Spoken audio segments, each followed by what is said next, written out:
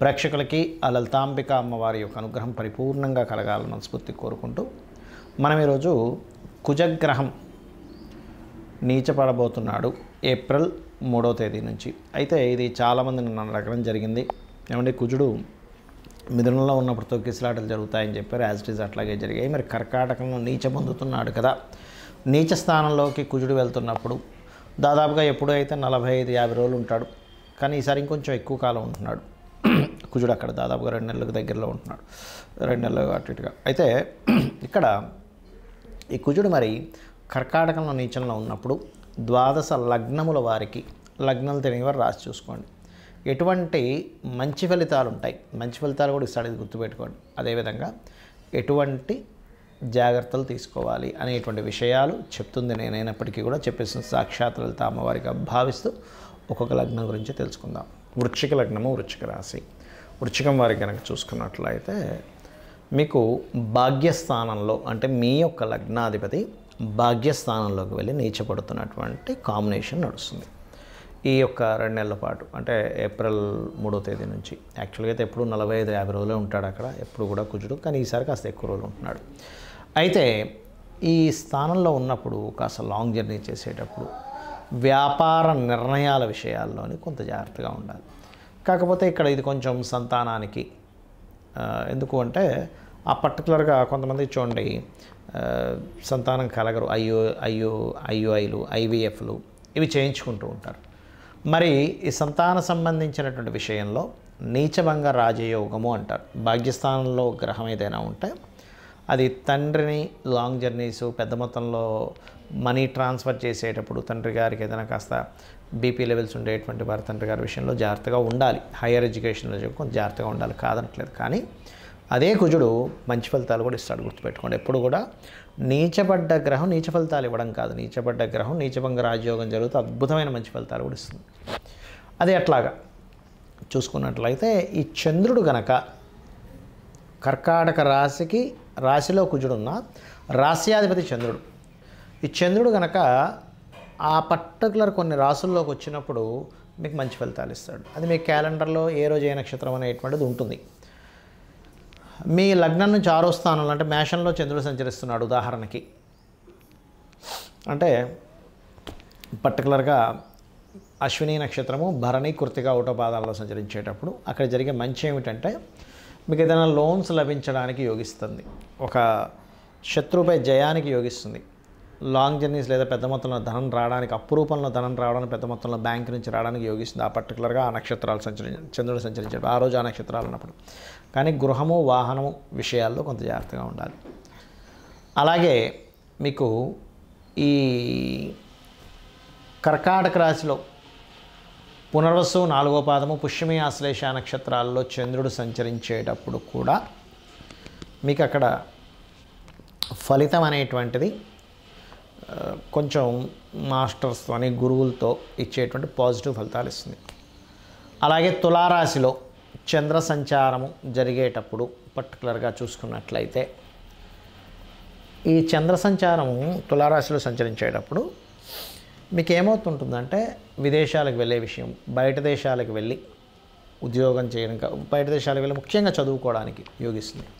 అంటే higher education స్థానంలో ఉండే కుజుడు తులారాశిలో చంద్రుడు సంచరించేటప్పుడు, అంటే మనకి చిత్తా 3-4 పాదాలు, స్వాతి, విశాఖ నక్షత్రం తిరిగేటప్పుడు. అదేవిధంగా 4వ స్థానంలో అంటే కుంభంలో చంద్రుడు, ధనిష్ట 3-4, శతభిషము, పూర్వభద్ర సంచారం జరిగేటప్పుడు కూడా ఈ ఫలితాలు పాజిటివ్గా వస్తాయి. ఇప్పుడు ఇందాక మనం అనుకున్నటువంటి నెగిటివ్సే పాజిటివ్గా మారుతాయి. కాబట్టి ఈ 2 నెలల వ్యవధిలో ఒక 20 రోజుల పాటు చంద్రుడు ఆ రాసుల్లోకి వచ్చి వెళ్ళిపోతూ ఉంటారు, 2.5 రోజులుగా. ఈ సమయంలో ఈ యొక్క ప్రయత్నం చేయడం వల్ల బాగుంటుంది. మరియు మీకు నిత్యము ఆరాధించాల్సిన దేవతా స్వరూపం దత్తాత్రేయుని ఎక్కువ ఆరాధించండి. అదేవిధంగా కాలభైరవుణ్ణి, దుర్గాదేవిని ఓం దుమ్ దుర్గాయ నమః అని ఆరాధించడం అనే విధాలు మీకు బాగుంటుంది. మరి కొంతమందికి జన్మజాతకం ఉండదు, వాళ్ళ యొక్క డేట్ ఆఫ్ బర్త్ కానీ, టైం కానీ, ప్లేస్ కానీ రాయరు, రాసిన మిస్ అవుతుంది. వాళ్ళ మరి మీ యొక్క పరిస్థితి ఏమిటి? జన్మజాతకం లేదండి, లగ్నం తెలియదు, నక్షత్రం తెలియదు, రాశి తెలియదు, మేము ఏ విషయాల్లో జాగ్రత్తగా ఉండాలి? ఎప్పుడు కూడా ఇలాంటప్పుడు శాస్త్రం ఏం చెప్తుందంటే యూనివర్సల్గా న్యాచురల్గా గ్రహం ఏ స్థానంలో అయితే నీచబడిందో ఆ విషయం మీదే జాగ్రత్త పడాలని చెప్తుంది. అంటే చతుర్థ స్థానము, న్యాచురల్గా 4th హౌస్. ఈ న్యాచురల్ 4th హౌస్లోకి ఎప్పుడైతే కుజుడు జలరాశుల్లో ఉన్నాడో యూనివర్సల్గా కూడా జరిగే విషయాలు ఏమిటి, జల ప్రళయాలు రావడం, జల సంబంధం, మంచి ఎండాకాలంలో విపరీతమైన వర్షం పడడం, ఇట్లాంటివి ఇస్తూ ఉంటుంది పర్టికులర్గా. సో ఇటువంటి సంఘటనలు. అలాగే న్యాచురల్గానే భూములకు సంబంధించిన విషయంలో సడన్ ఫ్లక్చువేషన్స్. కుజుడు ఆర్మీకి పోలీసుకి కారకుడు. ఆర్మీ, పోలీసు ఇట్లాంటి వాటిల్లో ఉండేటువంటి వారు కొంచెం జాగ్రత్తగా ఉండాలి. సెక్యూరిటీ సర్వీసెస్ ఏదైనా, నేవీ కావచ్చు, ఎయిర్ ఫోర్స్ కావచ్చు, ఏదైనా సరే బార్డర్స్లో ఉండేటువంటి వారు. అలాగే కుజుడు ఉద్రేకత కారకుడు, కోపానికి కారకుడు, గొడవకు కారకుడు. ఆ గొడవ స్వభావాన్ని ఇస్తూ ఉంటాడు. కాకపోతే మనకు లక్కీ ఏంటంటే ఇది వచ్చేటువంటిది కుజుడు మారినప్పటికీ క్రోధినామ సంవత్సరం అయిపోతుంది, విశ్వవసువు నామ సంవత్సరం వస్తుంది. కాబట్టి అక్కడ మనం పెద్దగా భయపడాల్సిన పని, ఎందుకంటే సంవత్సరానికి అధిపతి అయినటువంటి వ్యక్తి దాని ఫలితాలు కూడా ఇస్తుంటాడు కాబట్టి అదొకటి. అలాగే ఇక్కడ గమనించుకున్నట్లయితే ఈ యొక్క కుజ ప్రభావం మీకు పూర్తిగా తగ్గాలి అనుకుంటే ఒకటే గుర్తుపెట్టుకోండి. ఒకటి, మీరు గోవులకు క్యారెట్స్ తినిపించడము, మరియు అదేవిధంగా ఆంజనేయ స్వామి కానీ, సుబ్రహ్మణ్యేశ్వర స్వామి కానీ, లేదా నరసింహస్వామి ఆరాధన చేయడం ఎక్కువగా చేస్తూ ఉండండి. ఇంకొక విషయం చెప్తాను నేను మీకు. చాలామంది ఈ సంవత్సరమైనా బాగుంటుందా, నెక్స్ట్ సంవత్సరమైనా బాగుంటుందా అని ఎదురు చూస్తుంటారు. ఆశగా ఎదురు చూడడం అనేటువంటిది మనం ఖచ్చితంగా చేయాలి, ఆశతోనే బతకాలి. కాకపోతే మనం కొన్ని తప్పిదాలు చేస్తూ ఉంటాం. ఏంటంటే నెగటివ్ని ఎక్కువగా థింక్ చేస్తూ ఉంటాం. ఆ నెగటివ్ని థింక్ చేయడమే మీకు నెగటివ్స్ ఎక్కువ జరుగుతుంటాయి, గుర్తుపెట్టుకోండి. అంటే అలాగా మన దగ్గర ఉన్నటువంటి పాజిటివ్స్ని పూర్తిగా మర్చిపోతాం. మనకెంత శక్తి ఉంది, మనకెంత క్రియేటివిటీ ఉంది, మనం ఎంత చక్కగా చేయగలుగుతాము ఏదైనా ఒక పనిని. మనకు ఉన్నటువంటి బలగం ఏమిటంటే భార్య కావచ్చు, పిల్లలు కావచ్చు, హస్బెండ్ కావచ్చు, ఒక స్త్రీకి ఫ్రెండ్స్ కావచ్చు, ఆ బలగాన్ని మర్చిపోతారు. వాళ్ళకుండే తెలివితేటలు మర్చిపోతారు. ఎంతసేపు ఏదైనా ఒక కోరిక అనుకొని అది జరగట్లేదనే బాధలో మీరు లైఫ్ జర్నీ చేస్తూ ఉంటారు. నేను చాలామందిని చూశాను. కొన్ని కోట్ల రూపాయల ఆస్తులు ఉన్నా కానీ ఇంకోటి ఏదో ఆస్తి కొనలేకపోతున్నాను బాధలు బతుకుతూ ఉంటాడు. ఆల్రెడీ 2-3 బిల్డింగ్లు ఉంటాయి ఆ వ్యక్తికి. అరే ఇంకో ప్రాపర్టీ కొందాం అనుకున్నా కొనలేకపోయాను, నాకు ఆయన ఆ రేట్కి ఇస్తాడనుకుంటే ఇవ్వలేదు, నేను కొనలేకపోతాను ఏడుస్తాడు కానీ, అంటే బాధపడుతుంటారు కానీ ఉన్న ప్రాపర్టీని అనుభవించారు. అలాగే ఇప్పుడు చేస్తున్నటువంటి ఉద్యోగంలో సరే ప్రాబ్లమ్స్ ఉన్నప్పుడు మనిషి మారాలని చూస్తాడు, మారాలి కూడా, ఎదగాలి కూడా. కాకపోతే అందులోకి వెళ్ళలేకపోతున్నాను, ఇంకో ఉద్యోగంలోకి వెళ్ళలేకపోతున్నాను అనేటువంటి బాధతో బతుకుతుంటాడు కానీ ఇప్పుడు చేస్తున్నటువంటి ఉద్యోగం మీద ఆయన కాన్సన్ట్రేషన్ ఉండదు. వ్యాపారం కూడా అంతే, వ్యాపారం కావచ్చు, ఎనీథింగ్. ఎందుకు ఈ మాట మీకు పర్టికులర్గా చెప్తున్నానంటే మన సెల్స్కి, మన బాడీలో ఉండే ప్రతి సెల్కి విశ్వంతో సంబంధం ఉంటుంది. బ్రహ్మాండం, పిండాండం అంటారు. మన సెల్స్ ఎప్పుడు హ్యాపీగా ఉన్నాయి అంటే ఆటోమేటిక్గా విశ్వంతో ఆ కనెక్టివిటీస్ బాగా పెరుగుతాయి, మీరు అనుకున్న సంకల్పం నెరవేర్చుకోగలుగుతారు.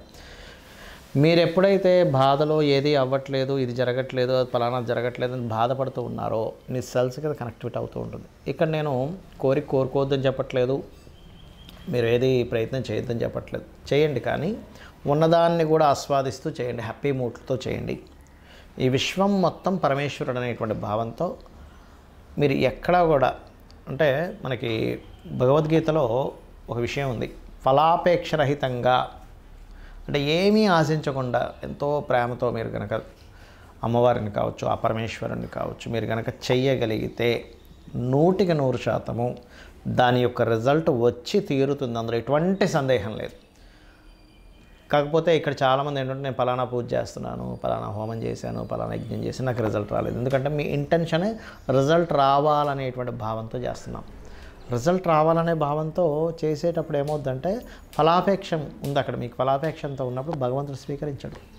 మరి ఏమిటంటే ఎవరికి చెప్పుకోవాలి, సంకల్పం చెప్పుకోవాలి కదండి అంటే చెప్పుకోండి. ఏం చెప్పుకుంటారంటే నీ యొక్క ప్రీత్యర్థం, నీ ప్రీతి కోసం చేస్తున్నాను అని అనుకోండి, నిన్నే నమ్ముకున్నాను, నువ్వు ఉన్నావనే ధైర్యంతో నేను ముందుకు సాగుతున్నాను ఎంతో గర్వంగా. అంటే ఇన్సెన్స్ గర్వం అంటే ఆ గర్వం కాదు, నువ్వు ఉన్నావు, నాలో ఉన్నావు.